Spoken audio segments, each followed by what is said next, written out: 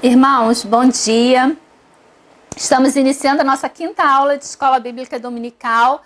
Não é? O nosso estudo está baseado na carta de Paulo à igreja de Efésios. Hoje nós vamos estar estudando os versículos do capítulo 2, os versículos de 11 a 22. Não é? E nós vamos ver aqui a formação de uma nova sociedade. Não é?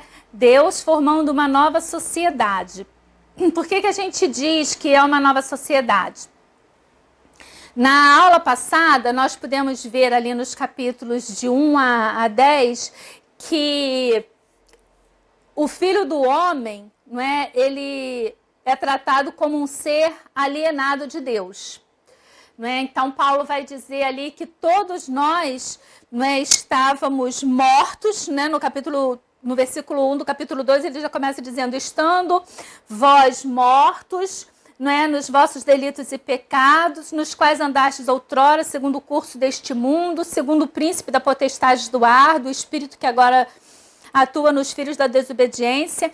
Aí eu até destaquei, vou destacar hoje de novo, que Paulo aí vai se incluir, não é, entre os quais também todos nós andávamos outrora, segundo as inclinações da nossa carne, fazendo a vontade da carne, dos pensamentos, e éramos por natureza filhos da ira, como também os demais. Aí eu falei, Paulo se incluiu e agora ele nos inclui.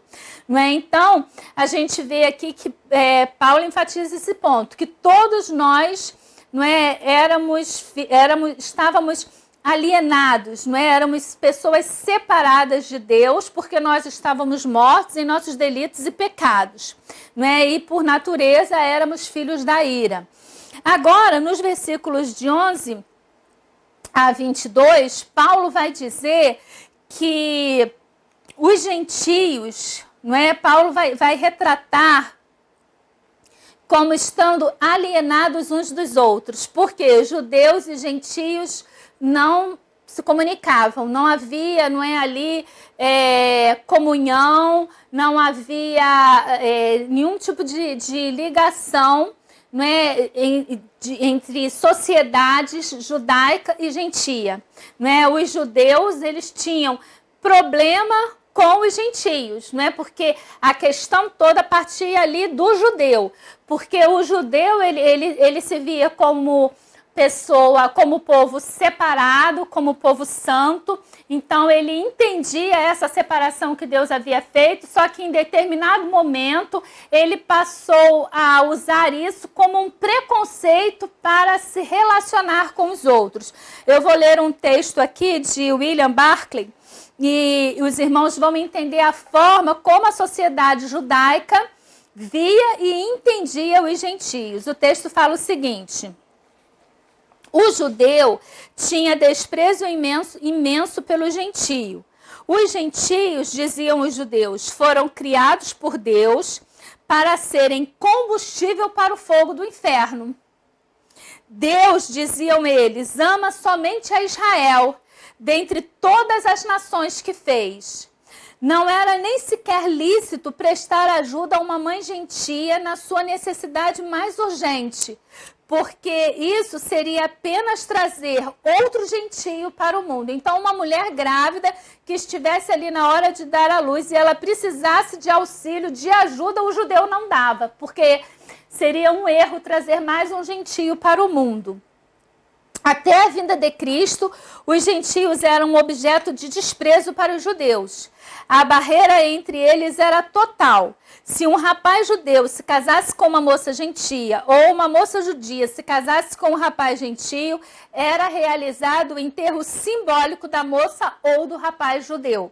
Semelhante contato com o gentio era equivalente à morte. Então, Paulo começa o capítulo 2 falando da alienação do homem com Deus. E aí, tanto judeus como gentios, todos nós estávamos separados de Deus pelos nossos pecados, não é? Então, o salário do pecado é a morte. Não é? Paulo vai dizer também, todos nós andávamos, o texto da Bíblia vai dizer, todos nós andávamos desgarrados como ovelha, cada um se desviava pelo seu caminho. Não é? Mas o Senhor fez cair sobre nós, sobre ele a iniquidade de todos nós. Então, todos nós estávamos desgarrados, todos nós estávamos alienados, tanto os gentios como os judeus. E aqui nessa segunda parte, a partir do versículo 11 do capítulo 2, Paulo vai dizer que além da alienação com Deus, os gentios, eles ainda sofriam uma outra alienação, que era a alienação, não é, em termos de sociedade, era a alienação entre gentio e judeu, porque o judeu, não é, ele via o gentio com preconceito, com escárnio, né? Quer dizer, o gentio foi criado por Deus para ser combustível do inferno. Não é? E se o meu filho casa com uma mulher gentia, então eu sepultei meu filho, eu sepulto meu filho, porque é como se aquele menino ali estivesse morto, não é, para aquela família. Daí a gente consegue, não é, ver a dimensão de tal preconceito que existia naquela época. Dentro do hoje, não é, dentro da nossa sociedade, dentro da realidade em que nós vivemos, é muito difícil nós alcançarmos, não é, essa diferença, mas ela é real. O historiador, não é, Flávio Joséfo, ele falando aqui da parte do texto, aliás, antes da gente falar do Flávio Joséfo, né, vamos ler ali o texto, não é, que é a razão de ser do nosso estudo de hoje. Né, o texto diz o seguinte: os judeus e os gentios são unidos pela cruz de Cristo. Portanto, lembrai-vos de que outrora vós, gentios na carne, chamados incircuncisão, por aqueles que se intitulam circuncisos na carne por mãos humanas, né? Olha aí o detalhezinho, né, de Paulo ali cutucando, né? Quer dizer, vocês são chamados circuncisos, né? Vocês são chamados em circuncisão por aqueles que são circuncisos. Mas circuncisos de que forma? Circuncisos por mãos humanas, né? Naquele tempo, estáveis sem Cristo, separados da comunidade de Israel, olha aí a alienação, e estranhos à aliança da promessa. Vocês não faziam parte da aliança, não é? Não tendo esperança e sem Deus no mundo. Esse versículo ele nos faz assim antever, não é? Pensar no que era a vida de um gentio na época antes de Cristo, antes da vinda de Cristo, né? O que era não nascer em Israel. Porque você estava separado, né, da comunidade de Israel, não fazia parte da promessa, não tinha esperança e sem Deus no mundo. Que terrível, não é? Mas agora em Cristo Jesus, vós que estáveis longe, fostes aproximados, não é, pelo sangue de Cristo. Jesus vai dizer, ele veio para os seus, né, mas os seus o rejeitaram. E a todos quanto receberam, deu-lhes o poder de serem chamados filhos de Deus. Então ele vai dizer que agora em Cristo Jesus, vós que estáveis longe, fostes aproximados pelo sangue de Cristo. Porque ele é a nossa paz, o qual de ambos fez um.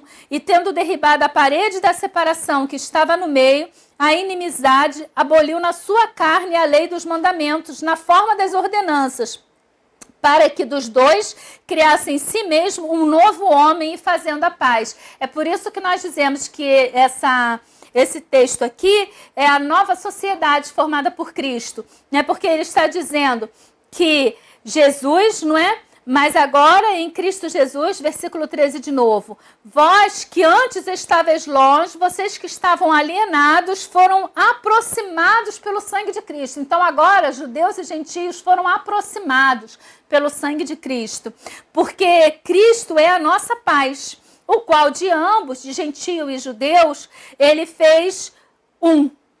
E ele derrubou o muro da separação que estava no meio, não é? A inimizade. E aí sim, eu vou ler o texto aqui de Flávio Joséfo explicando o que era esse muro da separação, não é? Esse muro da separação que tinha lá no templo em Israel. O templo reformado, não é? Por Herodes.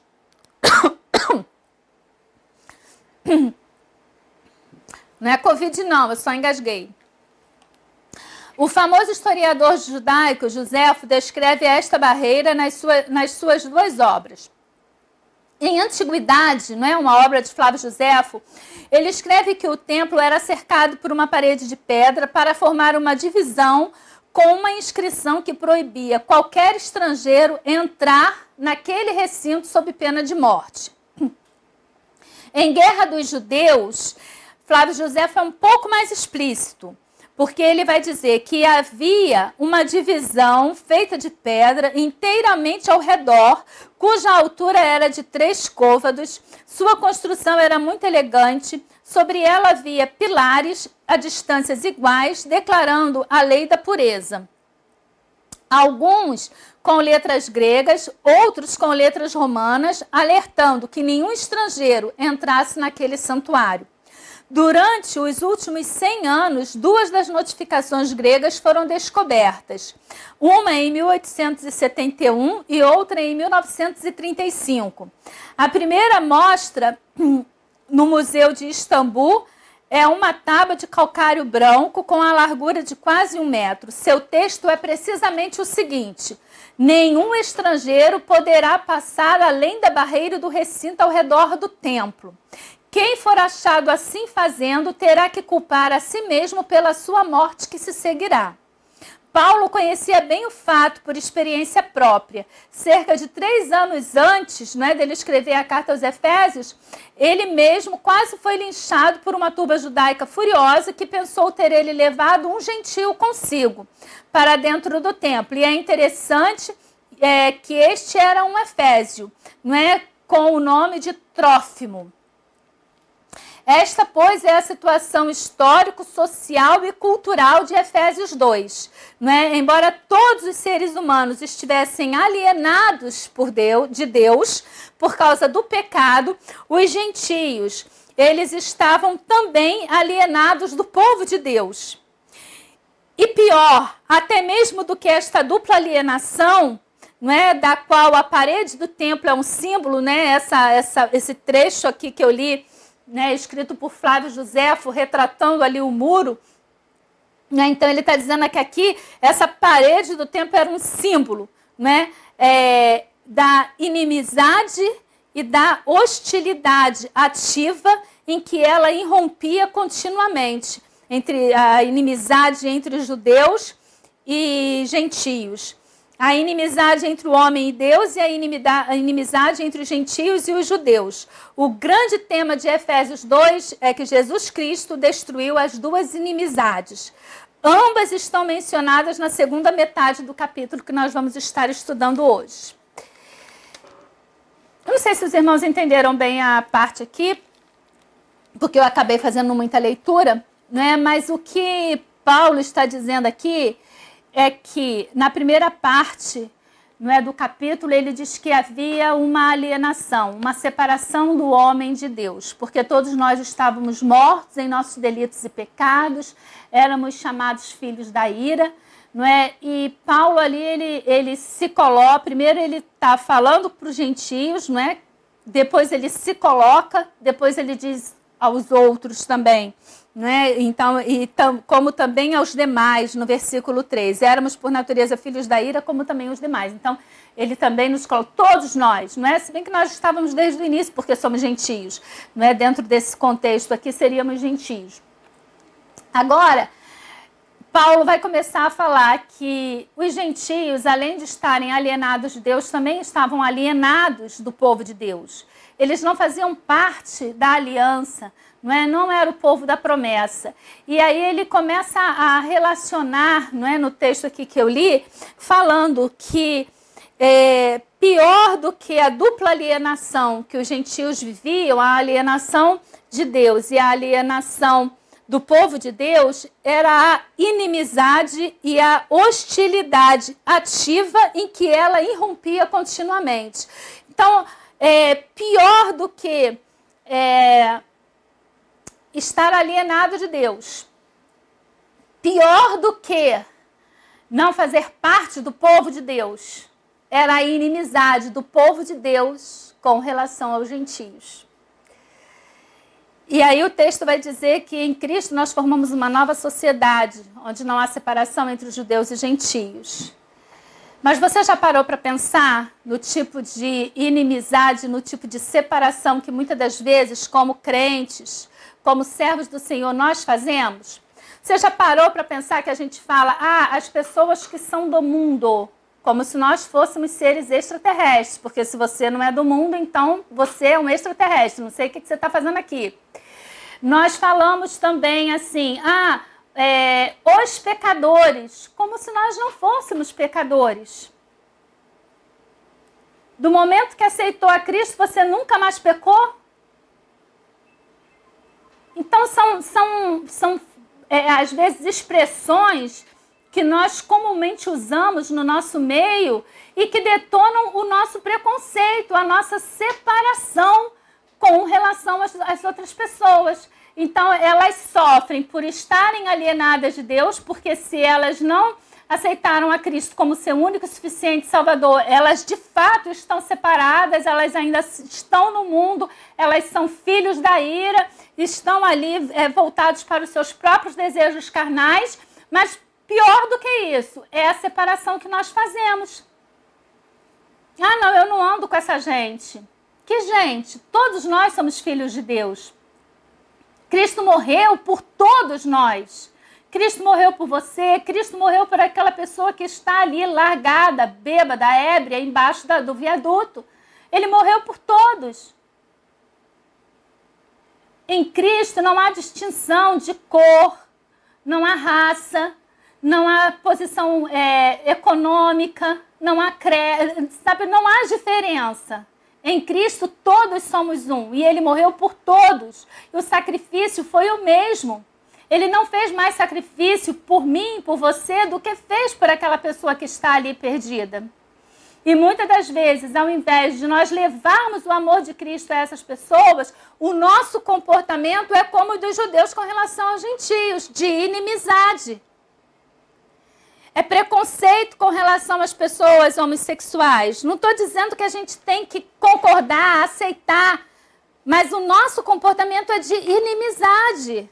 Então não tem como nós chegarmos a essas pessoas, como nós demonstrarmos o amor de Deus para com elas, quando nós que estamos aqui presentes e lidamos com elas, a tratamos com preconceito.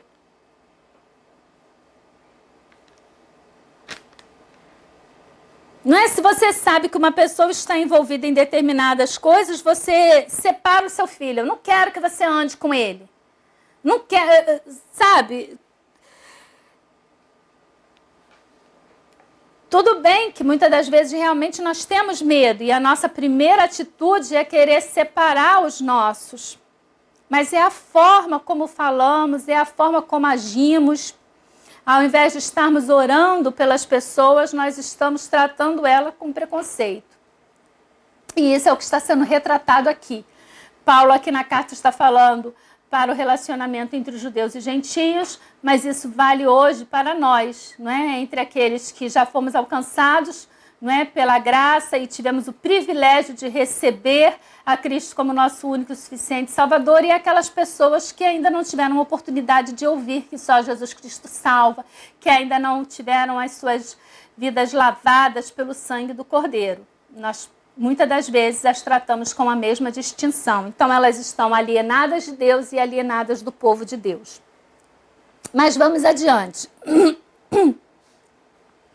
Então nós falamos desse muro, né? Eu espero que os irmãos tenham entendido também que o muro ele era real, fazia parte. Então você tinha um pátio, não é? Ali que separava, né? Com mais de 15 degraus de diferença. Ali, não é? Era um pátio fundo, de onde daquele pátio, né, o gentio podia olhar e ele via toda a construção do templo, mas ele não podia ousar subir aqueles degraus, porque se ele subisse aqueles degraus e fosse ao templo, né, ele responderia pela sua morte.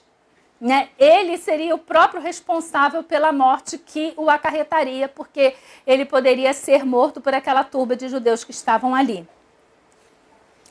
Paulo vai trazer 3 retratos, né? Ele vai nos dar 3 retratos aqui nesse texto.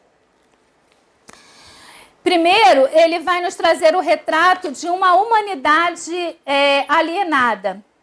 Então, quando ele fala aqui que ele tem uma humanidade alienada, ela está alienada de 3 coisas, não é? De 5, não é, coisas. Primeiro, ela está alienada sem Cristo. Nos versículos adiante, ele vai falar que elas estão separadas da comunidade de Israel e são estranhos à aliança.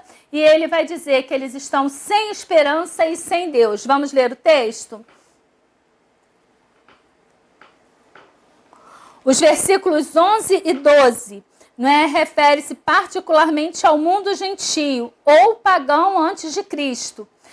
Aqueles aos quais os judeus, que são a circuncisão, chamavam com desprezo de incircuncisão. Mas é interessante que tanto o rito físico quanto a palavra tinham chegado a assumir uma importância exagerada.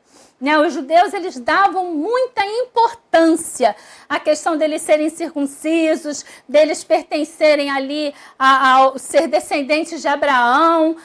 Eles começaram a usar isso, ao invés de ser um fator de aproximação, eles começaram a se orgulhar tanto desse fato que começou a haver essa segregação. E o problema, principalmente ali, a gente vai ver muitas das vezes no texto bíblico falando que o problema era do judeu com relação ao gentio. Era o judeu que orava agradecendo a Deus por não ser gentio. Era o judeu que fazia essa separação. Quando a gente lê ali o texto da mulher samaritana, a gente vai ver lá que ele vai dizer, o texto vai parar e vai dizer assim: porque os judeus não se davam com os samaritanos. Então, era o judeu que tinha essa separação. Ele se colocava num patamar de ser superior aos demais. Ele começou a dar muito valor à questão da circuncisão. Mas Paulo, ele vai dizer que os judeus, os judeus chamavam os gentios de incircuncisão, por aqueles que se intitulavam circuncisos, ou seja, os judeus circuncisos chamavam os gentios de incircuncisão. Mas Paulo vai ressaltar que essa circuncisão, eles eram circuncidados por mãos humanas. Era um ato humano. Paulo está dizendo com isso a insignificância que nomes, etiquetas tinham naquele sentido, Quer dizer, se você ser circunciso, incircunciso, não fazia diferença, porque tinha sido feito por mãos humanas, A realidade por trás deles, dá a entender que o que é chamado de circuncisão, que é feita na carne por mãos humanas, é um outro tipo de circuncisão, uma circuncisão que pode ser feita em nossos corações. Paulo está ali, então, quando ele faz questão aqui logo no versículo 1, de falar, ele vai dizer: portanto, lembrai-vos de que outrora vós, gentios na carne, chamados incircuncisão, por aqueles que se intitulam circuncisos na carne, por mãos humanas. Paulo está dizendo, olha, vocês outrora eram chamados de incircunciso por aqueles que eram circuncisos, mas circuncisos na carne. Agora vocês passam por uma espécie de circuncisão também, mas não uma circuncisão humana. Uma circuncisão que seria na alma, uma circuncisão feita pelo próprio Cristo. Do momento que você aceita Cristo, você é lavado e você passa a ter uma aliança com Ele. A circuncisão era ali uma questão humana. Lá no Velho Testamento havia a aliança de Deus com Abraão e era o símbolo daquela aliança. Mas agora estamos numa nova aliança. Então não existe mais separação entre circuncisos e incircuncisos. Debaixo de Cristo todos somos iguais. É isso que Paulo está querendo retratar nesse momento. No versículo 12, ele vai dizer: naquele tempo estáveis em Cristo, estáveis sem Cristo, separados da comunidade de Israel, estranhos às alianças da promessa, não tendo esperança, sem Deus e sem mundo.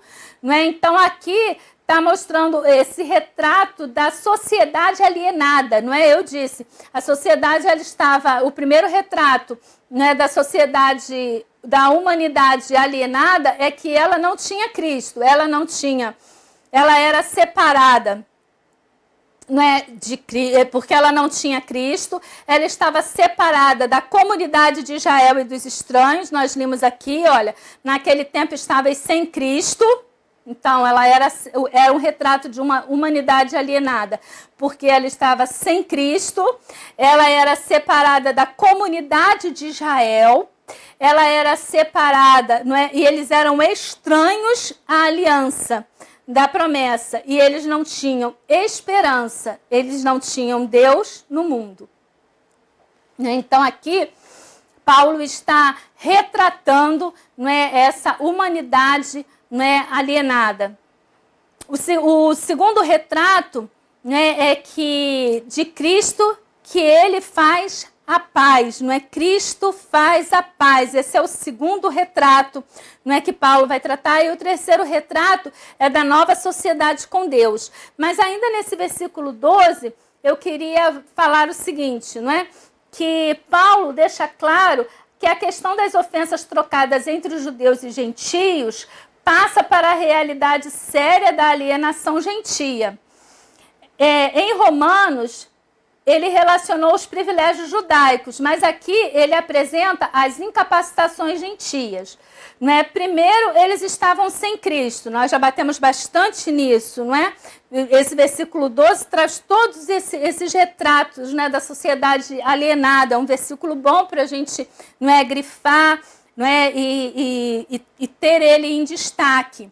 Não é? Então, ele vai dizer, eles estavam sem Cristo. A expressão é tanto mais trágica, não é? Porque lá no capítulo 1, ele desdobra as grandes bênçãos espirituais de estar em Cristo. Não é? E na primeira parte do capítulo 2, Paulo explica como Deus nos deu vida, né? Ele nos deu vida estando nós mortos. Não é? Ele nos ressuscitou e nos fez assentar, né, com Cristo. Mas naquele tempo, isso é, durante todo o período antes de Cristo, né, os gentios não estavam em Cristo, nem com Cristo, mas sim separados de Cristo, nem sequer tinham a expectativa de um Messias vindouro. Essa era a expectativa dos judeus, né? Mas é interessante que a Bíblia vai nos dizer o quê? Que ele veio para os seus, mas os seus o rejeitaram. E a todos quanto o receberam, deu-lhes o poder de serem chamados filhos de Deus, não é? Ô glória! E nós vamos ver também a segunda e a terceira incapacitação, não é, dos gentios, é que eles eram separados da comunidade de Israel. Né? Eles eram estranhos à aliança da promessa. Aqui a referência, né, da aliança feita entre Deus, né, e Abraão. A quarta e a quinta incapacitação, não é, são as incapacitações dos gentios. Eles não tinham esperança e eles estavam sem Deus no mundo. Quer dizer, eles estavam sem esperança porque, embora Deus planejasse incluí-los um dia, não é? Porque ele assim prometera a Abraão, lembra que quando Deus faz a promessa a Abraão, ele diz que em ti serão benditas todas as famílias da terra. Então, desde a separação lá, quando Deus chama Abraão e diz que formaria dele uma grande nação, né, Deus já diz que em ti serão benditas todas as famílias da terra. Já havia a promessa da inclusão dos gentios, não é? Na promessa ali, Deus já tinha o plano, não é? Ele dá essa esperança para os gentios. Mas eles não sabiam, né? Até então eles não sabiam, não é, que tinham essa promessa e por isso não podiam sustentá-la. E a gente pode dizer, não é, que não é exagero, não é, portanto, descrever o mundo antigo não judaico como sendo sem esperança e sem Deus, não é? Como, não é, era triste, não é? Como devia ser difícil, não é, para os gentios naquela época.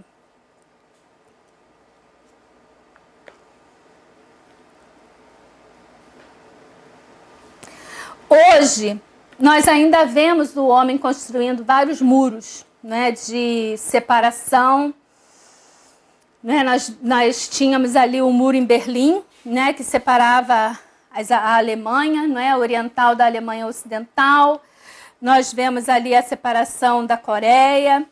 Nós vemos, né, tantas barreiras que existem, né, que o homem coloca. Eles constroem barreiras de raça, de cor, de casta, de tribo, de classe. E por que não dizer que constrói barreiras de religião?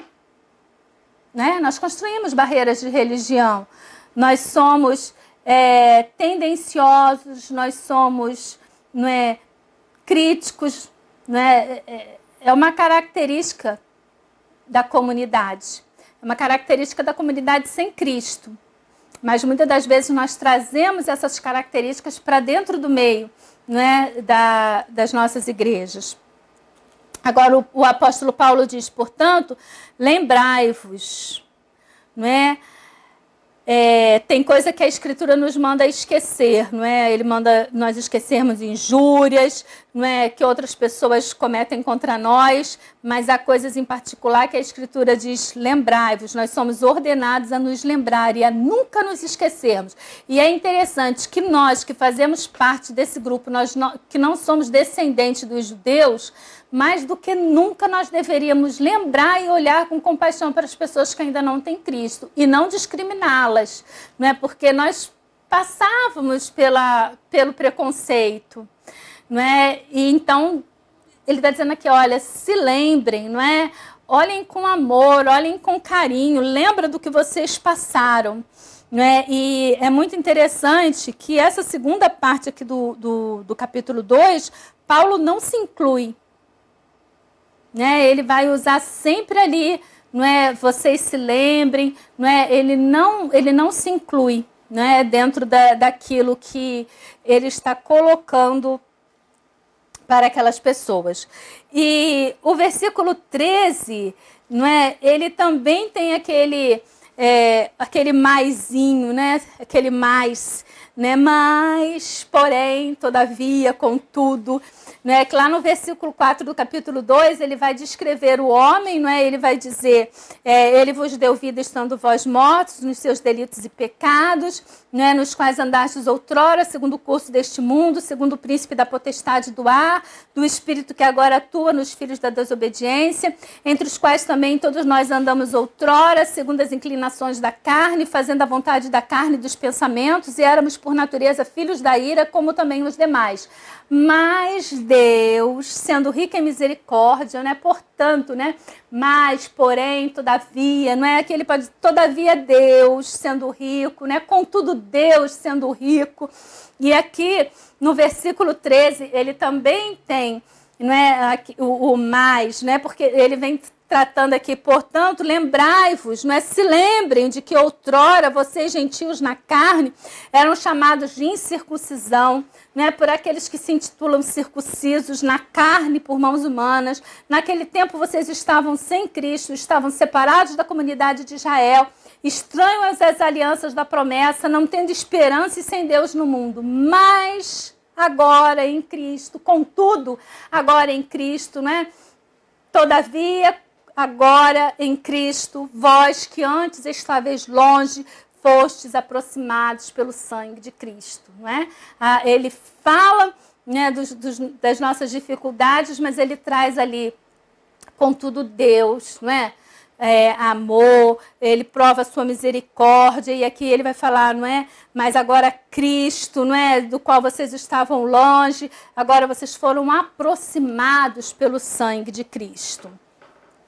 O segundo retrato, não é, como nós falamos, é o retrato do Cristo que faz a paz, não é? E ele fala aqui nos versículos 13 a 18, não é? Nós podemos fazer uma seção, não é? Um paralelo entre as duas seções de Efésios 2. Primeiro vem em ambos os casos uma descrição da vida sem Cristo. Não é? O versículo 1 a 3, eu acabei de ler, não é? Ele descreve a vida sem Cristo. Não é? Estávamos mortos, não é? Segundo o príncipe da potestade do ar, seguíamos a inclinação da carne e éramos por natureza filhos da ira. Não é? E aqui no versículo 11 e 12, ele vai falar da nossa alienação. Né? Outrora vós, gentios na carne, estáveis sem Cristo, separados da comunidade de Israel, estranhos às alianças da promessa, não tendo esperança e sem Deus no mundo. E aí vem o destaque que eu falei. mas, não é? Logo aqui no versículo 13 ele vai dizer, mas agora em Cristo, não é? Vós que antes estáveis longe, fostes aproximados. E o versículo 4 do mesmo capítulo diz que mais Deus, sendo rico em misericórdia, por causa do grande amor com que nos amou, estando nós mortos em nossos delitos, nos deu vida juntamente com Cristo. Então, aí está o paralelo entre essas duas sessões, não é? A diferença que Cristo faz em nossas vidas. Né? Nós estávamos longe, né? Fomos aproximados pelo sangue de Cristo.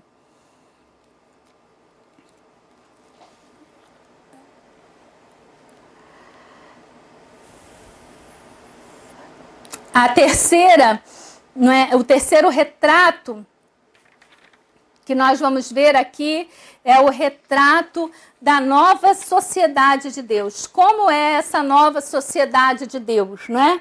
Ele começa o seu resumo dos versículos 19 a 22. Vamos ler que esse texto nós ainda não lemos, né? Ele disse: assim, já não sois estrangeiros e peregrinos, mas concidadãos dos santos, e sois da família de Deus, edificados sobre o fundamento dos apóstolos e profetas, sendo ele mesmo Cristo Jesus a pedra angular, no qual todo o edifício bem ajustado cresce para santuário dedicado ao Senhor, no qual também vós juntamente estáis sendo edificados para a habitação de Deus no Espírito, né? Paulo começa o resumo falando, né, explicando passo a passo, né, o que Cristo tem feito para nos aproximar, não é? Nós não somos mais estrangeiros nem peregrinos, mas somos concidadãos com os santos. Paulo, ele descreve, né, ele faz esse resumo do que Cristo tem feito para nos aproximar de Deus e do seu povo. Aquele que anteriormente no mundo gentil estava longe, Cristo aboliu a lei dos mandamentos, criou uma única e nova humanidade no lugar das duas, reconciliou ambas com Deus, pregou a paz para aqueles que estavam perto e longe. Assim, qual é o resultado da realização de Cristo e da sua proclamação da paz? Somos nós. Né? Vós, os gentios, já não sois aquilo que éreis antes, estrangeiros e peregrinos. Né? Nós não somos mais estrangeiros, nem somos estranhos. Nós, né, somos agora concidadãos. E ele diz que sois de casa de uma maneira que nunca fostes antes. Né? Éreis refugiados e agora vocês têm um lar. A fim de indicar a riqueza da sua nova posição e dos seus novos privilégios em Cristo, Paulo apela para 3 modalidades familiares da igreja, não é, que se desenvolvem em outras passagens da Escritura. É o reino de Deus, a família de Deus e o templo de Deus. Não é? Concluindo, irmãos, essa nova sociedade, nova raça, não é? Essa nova sociedade que Deus fez existir é nada menos do que uma nova criação. Uma nova raça humana, cujas características não é de alienação, mas sim de reconciliação. Já não é a divisão e a hostilidade, mas sim de união e paz. Os cristãos, eles levantam novas barreiras no lugar da antiga. E agora eu passo a ler aqui o texto de John Stott. Os cristãos levantam novas barreiras no lugar das antigas que Cristo demoliu. Ora uma barreira de cor, ora o racismo, o nacionalismo ou o regionalismo. Ora as animosidades pessoais engendradas pelo orgulho, pelo preconceito, pelo ciúme e pelo espírito que não perdoa. Ora um sistema discriminatório de castas ou de classes. Ora um clericalismo que separa os clérigos dos leigos como se fossem espécies diferentes de seres humanos. E ora um denominacionalismo que transforma as igrejas em seitas e contradiz a união e a universalidade da Igreja de Cristo. Como ousamos edificar paredes de separação dentro da sua comunidade quando ele a destruiu? Como é que nós temos coragem, irmãos, de construir barreiras, de fazer separação, de fazer segregação, quando Cristo deu a sua vida para que essas barreiras, para que esses muros fossem destruídos. O que é ofensivo a Cristo também é ofensivo, embora de modo diferente ao mundo. Impede o mundo de crer em Cristo. Deus pretende que o seu povo seja um modelo visual do Evangelho, a fim de demonstrar diante dos olhos das pessoas as boas novas da reconciliação. Os irmãos entendem que Deus fez uma aliança com Abraão. Deus separou o povo de Israel, e aquele povo, ele deveria ser um povo santo. Não um povo santo no sentido de que ele deveria ser santo para se orgulhar de ser santo, mas ser santo no sentido de que ele deveria contagiar os outros povos, para que eles quisessem seguir ao Deus de Abraão, Isaque e Jacó, vendo a diferença que aquele Deus fazia na vida deles. Mas em determinado momento, eles passaram a ver essa separação como sendo um item assim de grande privilégio. E o era, mas não um privilégio para que eles tivessem preconceito e excluíssem as outras pessoas. Deus não criou ninguém para ser fogo do inferno, para ser combustível para o fogo do inferno. O que é isso? E era essa a forma como eles viam. Irmãos, muitas das vezes nós temos ousado criar essas mesmas barreiras. Nós que fomos alcançados pela palavra libertadora de Cristo. Nós que encontramos esse caminho, que é verdade, que é vida. Muitas das vezes nos colocamos num patamar de santidade, num patamar de superioridade. E ao invés de estarmos mostrando para essas pessoas o quão diferentes nós somos, o quão é bom fazer parte da família de Deus, nós as excluímos e as tratamos com preconceito. Nós as julgamos.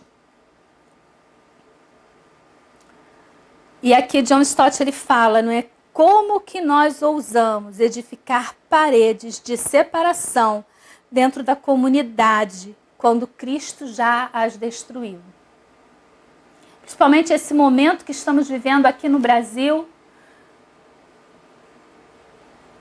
Muitas das vezes eu me envergonho do comportamento de muitos que se dizem cristãos.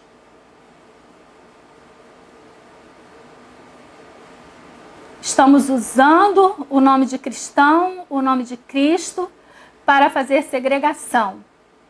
Quem não apoia determinada pessoa, quem não aceita tudo o que essa pessoa faz, como se ela tivesse recebido uma procuração da parte de Deus para fazer o que ela quer e bem entende, então não é cristão.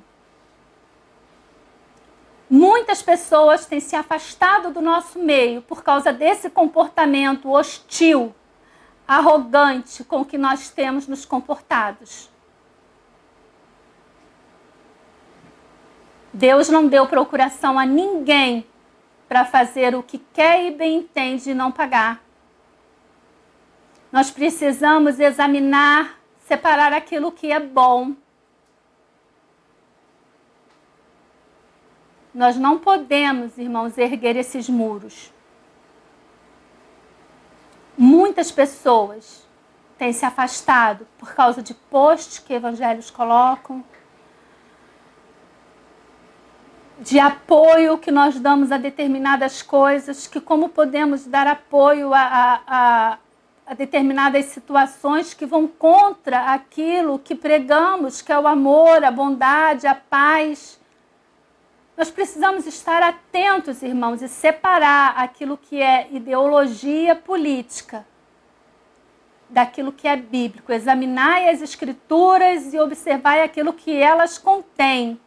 Meu povo está sendo destruído porque não conhece a minha palavra. Essa carta de Efésios, ela foi escolhida, não é, ao acaso. Eu sempre tive muita vontade de fazer um estudo assim detalhado. Mas cada vez que eu me detenho, e dessa vez que eu parei nesse parágrafo aqui, realmente assim me impactou muito. Muito mesmo. Ver aquilo que lá desde o passado já acontecia. E como que nós podemos incorrer nos mesmos erros.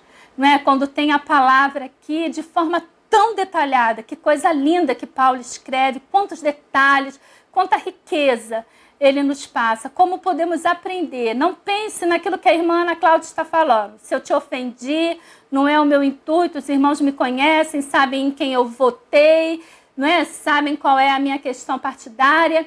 Não é essa a minha questão aqui, eu não estou aqui para falar nada disso. Eu só quero que você examine a Escritura.